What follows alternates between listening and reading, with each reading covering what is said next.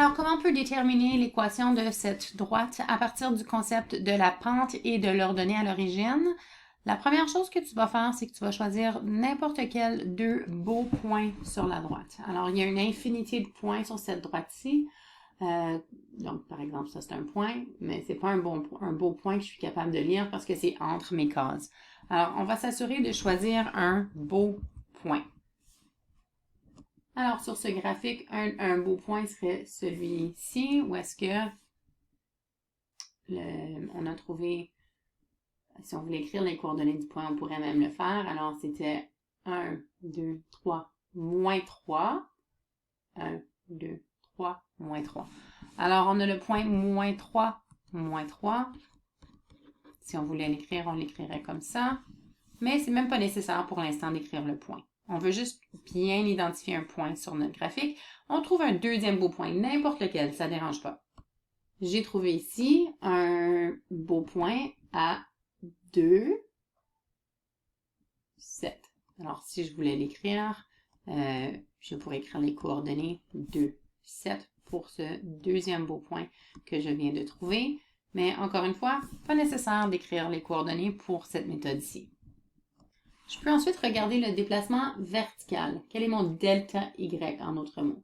Donc, par combien je monte? On peut compter. Okay. En s'assurant bien sûr qu'à chaque fois que je compte une boîte, ça vaut 1 unité. Donc, puisqu'on va de 0 à 5 en 5 boîtes, c'est sûr que c'est ça le cas. Mais il faut faire attention à ça. On continue à compter. Donc, par combien je dois me monter pour me rendre de mon premier point à mon deuxième point. Puis on lit toujours un graphique de gauche à droite. Donc, je vais toujours partir de mon point le plus à gauche pour me rendre à mon point le plus à droite. Donc, je fais mon déplacement vertical en premier. Je monte par combien? Dans ce cas-ci, c'était 10. On a monté de 10. Maintenant, je dois continuer vers la droite pour me rendre à mon point. Alors, on va vérifier notre déplacement horizontal, donc le delta X.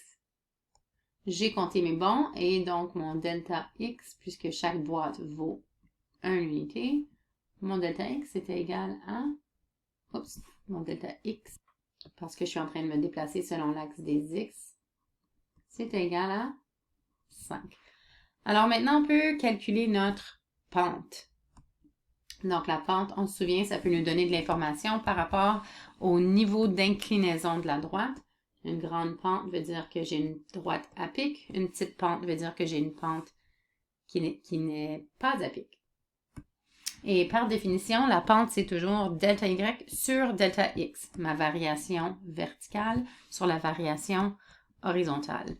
Ici, on avait 10 pour la variation verticale, on a monté de 10. Et pour la variation horizontale, on est allé à la droite de 5, alors j'ai 5. Si on simplifie, on aura donc 10 divisé par 5, ça va me donner 2. J'aurai donc une pente de 2. Alors, pour trouver l'équation d'une droite, la première chose à faire, c'est de déterminer la pente. C'est ce qu'on vient de faire. Ensuite, on peut déterminer, juste en regardant le graphique, c'est quoi l'ordonnée à l'origine. Donc, un rappel que l'ordonnée à l'origine, c'est là où est-ce que mon graphique croise l'axe des Y. Donc, on utilise le symbole B pour l'ordonnée à l'origine. Et dans ce cas-ci, on peut voir que c'est à c'est à Y est égal à 3. 1, 2, 3. Je suis maintenant prête à écrire l'équation de la droite. L'équation d'une droite, c'est Y est égal à M. Donc, M étant cette pente-ci, X plus B.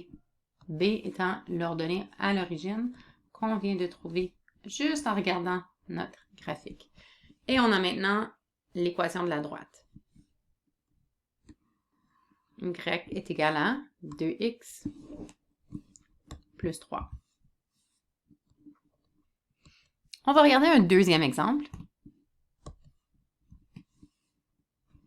Alors, on commence toujours notre problème de la même façon pour trouver l'équation d'une droite.